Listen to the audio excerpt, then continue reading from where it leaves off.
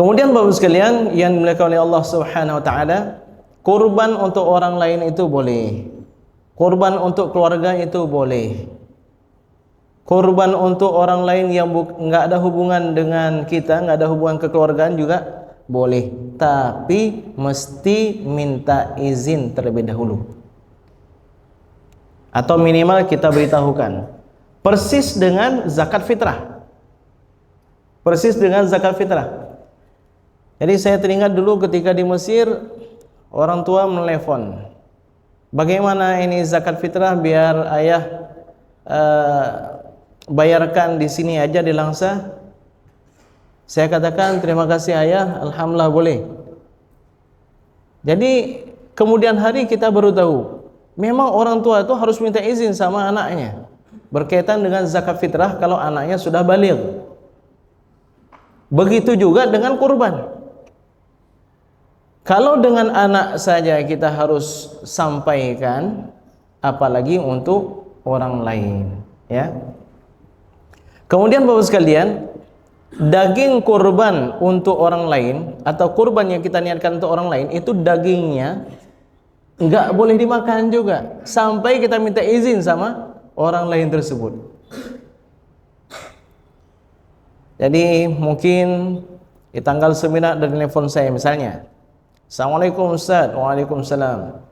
Ustaz, ada rencana kurban Ustaz? Rencana ada. Udah dapat kambingnya, udah dapat lembunya? Belum dapat Pak. Kalau begitu Ustaz, kurban tahun ini biar saya tanggung. Boleh Ustaz? Oh alhamdulillah boleh, ya. Cukup umur atau enggak? Berapa kilo? Oke. Tapi Ustaz, saya minta izin, dagingnya saya bawa pulang Ustaz, hanya sedikit yang saya berikan untuk fakir miskin. Boleh Ustaz? Harus minta izin. Kalau saya katakan boleh, maka boleh. Padahal itu yang beli uang dia dan seterusnya, tapi karena dia niat kurban tersebut untuk saya, maka orang yang ingin memakan daging tersebut harus minta izin dulu ke saya, karena saya yang akan menjadi pemilik hewan kurban tersebut. Maka Bapak sekalian, dari penjelasan ini, kurban untuk orang yang sudah meninggal dunia, yang pertama, kalau enggak ada wasiat dan nazar, enggak sampai. Kenapa? Untuk orang lain harus minta izin dulu. Enggak ada peluang bagi kita untuk minta izin sama orang sudah meninggal dunia, walaupun dengan mimpi. Kalaupun dalam mimpi misalnya, ya saya izinkan engkau kurban untuk saya, enggak berlaku. Jangankan orang lain, mimpi bertemu dengan Nabi SAW, Nabi menyampaikan suatu hukum, hukum itu pun tidak perlu dijalankan, enggak perlu diamalkan.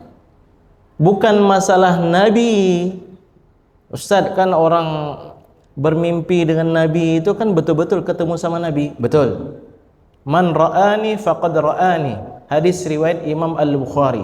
Siapa yang bermimpi bertemu dengan aku, benar-benar dia telah bermimpi atau benar-benar dia telah bertemu dengan aku. Bapak Ibu sekalian, upayakanlah bagaimana caranya supaya kita bisa bermimpi bertemu dengan Rasulullah sallallahu alaihi wasallam. Baik, kalau seandainya Nabi sallallahu alaihi wasallam menyampaikan suatu hukum, memberikan wasiat, memberikan pesan kepada kita, apakah perintah ataupun hukum tersebut mesti kita laksanakan menjadi suatu hukum? Tidak. Kenapa tidak Ustaz? Masalahnya bukan pada nabinya, tapi masalahnya pada kita yang menerima hukum dalam kondisi tidur. Orang yang tidur itu enggak berlaku hukum ke atasnya. Apapun yang disampaikan itu enggak berlaku. Kenapa? Karena dia mendapatkan informasi atau mendapatkan beritanya dalam kondisi sedang tidur. Jadi kalau kita niat berkorban untuk orang lain tanpa ada wasiat dari orang tersebut, itu tidak sampai menurut pendapat yang paling kuat dalam mazhab Al-Imam Asy-Syafi'i radhiyallahu anhu. Jadi Ustaz, sia-sia? Sia-sia enggak. Sia-sia enggak. Hanya saja namanya bukan kurban, menjadi sedekah.